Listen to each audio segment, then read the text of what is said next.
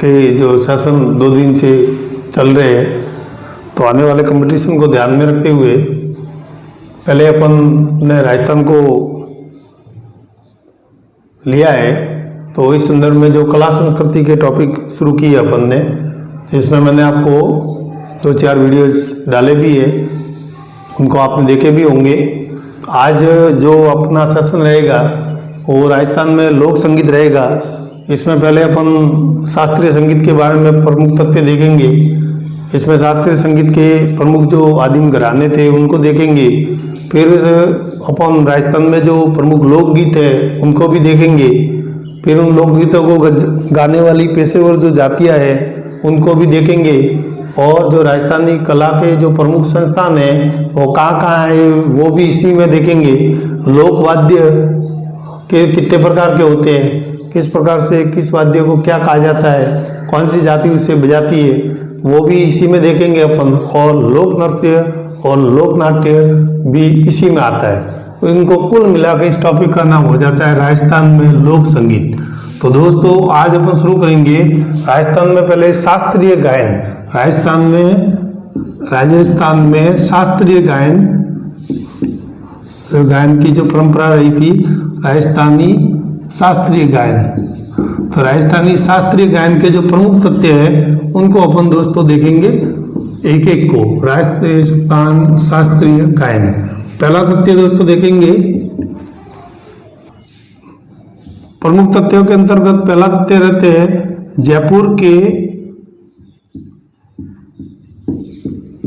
राजा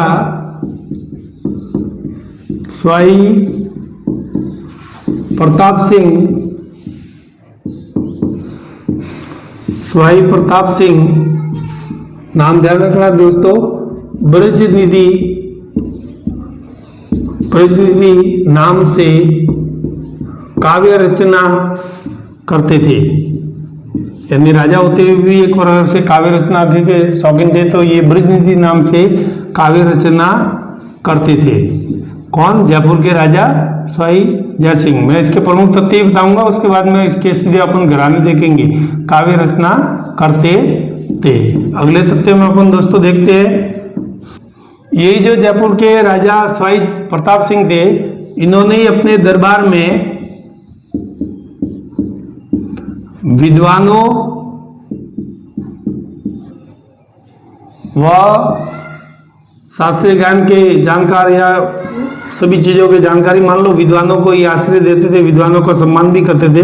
तो दरबारों में विद्वानों को भरपूर सम्मान मिल रहा था, विद्वानों को आश्रय भी वो देते थे। तो विद्वानों को आश्रय देने के संदर्भ में उन्होंने कम से कम 22 विद्वानों को आश्रय दिया हुआ था।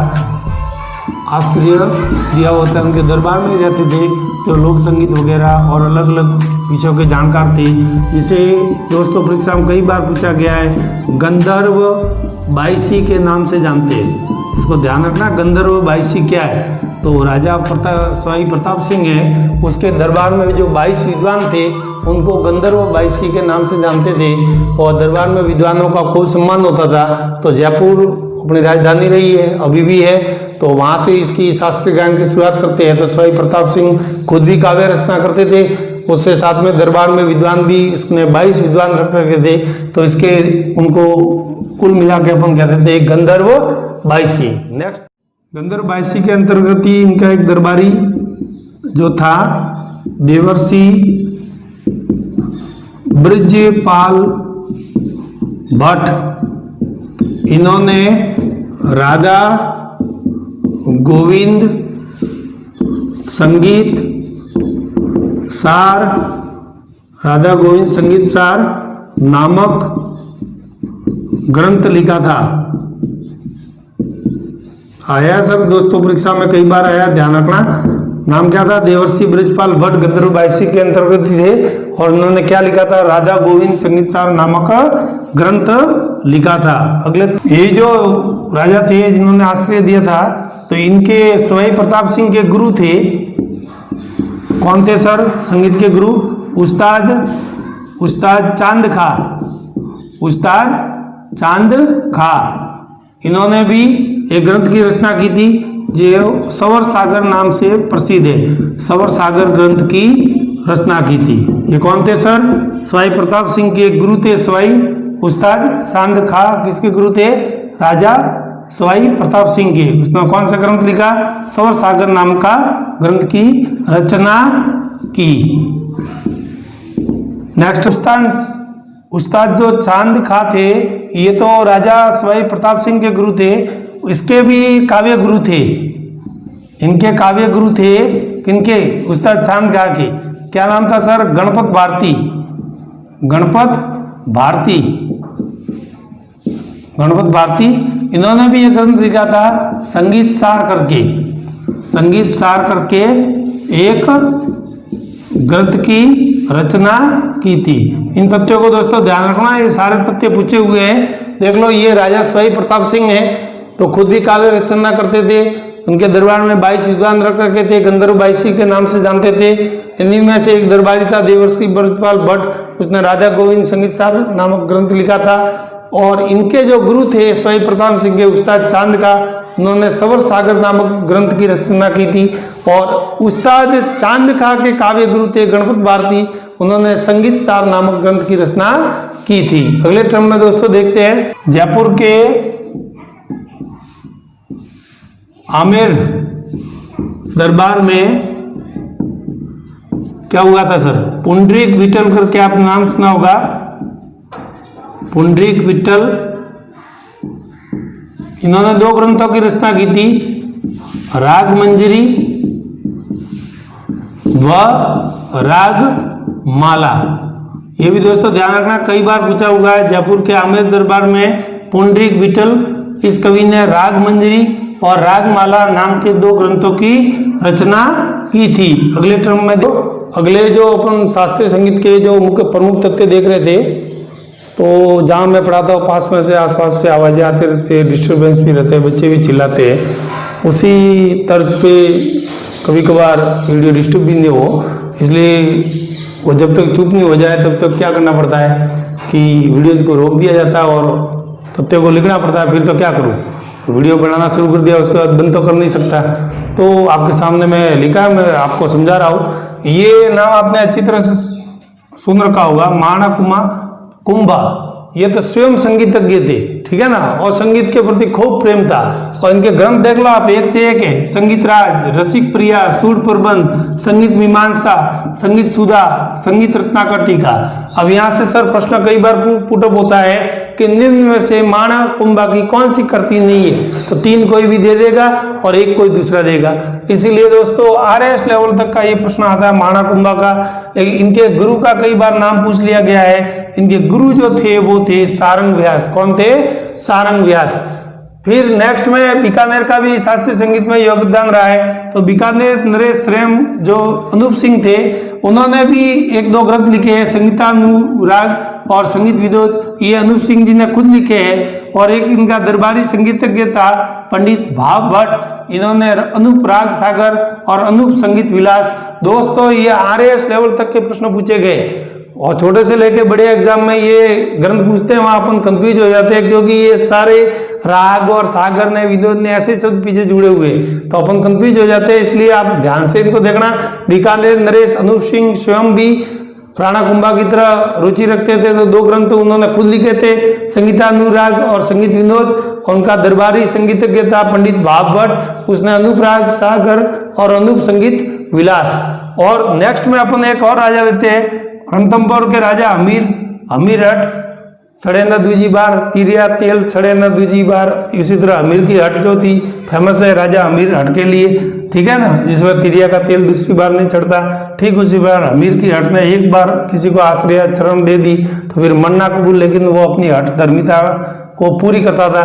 तो ये रणथंभौर का राजा हमीर था, ये भी बहुत ही महान हुआ है। ये भी खुद भी कुंभा की तरह एक प्रकार से क्या था, संगीत के प्रति रुचि थी। तो इन्होंने भी एक ग्रंथ लिखा था, श्रृंगार हार करके ग्रंथ लिखा था, और ये भी RS लेवल के एग्जामों में दोस्तों पूछा हुआ है। और एक तथ्य शास्त्रीय संगीत में आप ले लो कृष्णानंद व्यास का, जो इनका ग्रंथ भी कई परीक्षाओं में पूछा गया है। संगीत राग कल्पद्रुम ग्रंथ नामक ग्रंथ लिखा था, जो किसने लिखा था? कृष्णानंद व्यास में। तो जो तथ्य मैंने दोस्तों बताए वो शास्त्रीय संगीत जो अपन पढ़ते हैं उसकी शुरुआत के जितने तथ्य मैंने 8-10 लिखा है, ये सारे के सारे प्रश्न हायर से लोअर और लोअर से हायर सारे कंपटीशन में कहीं ना कहीं पूछे हुए हैं। तो इन तथ्यों को दोस्तों आराम से देखना और इनको याद करने की भरसक कोशिश करना। नेक्स्ट में आपको कि अपने शास्त्रीय संगीत के कौन कौन से घराने हैं और उन घरानों में कौन से है। चलिए दोस्तों, शास्त्रीय संगीत के घराने, इसमें अधिकतर घराने अपन 7-8 है, उसमें 5-6 तो जयपुर से बिलोंग करते हैं, 1-2 घराने हैं जो दिल्ली और पटियाला है। देख लेते हैं क्या किसके प्रवर्तक इनके ध्यान में रखना दोस्तों, विशेष प्रवर्तक ही पूछे जाते हैं इन घरानों में। तो पहला घराना अपन देखते हैं जैसे दिल्ली घराना। तो दिल्ली घराने के जो प्रवर्तक थे वो सदारंग खां थे और ये प्रश्न कई बार रिपीट हो चुका है। विशेष विवरण में मैंने लिखा है तो ये ख्याल गायकी का घराना था। ख्याल गायकी का एक प्रकार है, उस ख्याल गायकी का ये घराना कौन सा था? दिल्ली घराना। और इसके प्रवर्तक कौन थे? सदारंग खां। उसी तरह दूसरे नंबर पे अपनी राजधानी का घराना है जयपुर घराना और 6 घराने तो जयपुर से ही बिलोंग करते हैं। इसके प्रवर्तक थे मनरंग खां और ये भी ख्याल गायकी और प्रमुख गायक। इसमें एक नाम भी आप ध्यान में रखना, कई बार पूछा हुआ है जयपुर घराने से संबंधित। प्रमुख ख्याल गायकी का प्रमुख गायक कौन था? तो मोहम्मद अली नाम था। तो ये दोस्तों थोड़ा ध्यान में रखना। तीसरा घराना पटियाला घराना, जिसके प्रवर्तक फतेह अली और अली बख्श थे। ये जयपुर घराने का उपघराना ही कहलाता है। भले पटियाला घराना नाम हो लेकिन जयपुर घराने का ही उपघराना कहलाता है, क्योंकि ये दोनों जो थे ये टोंक निवासी कालू खां के पुत्र थे। तो टोंक जयपुर में पड़ता था उसमें, तो ये जयपुर घराने का उपघराना कह सकते हैं इसको। क्यों कहते हैं सर? ये कई बार भी पूछा है जयपुर घराने का उपघराना कौन सा है? तो पटियाला घराना।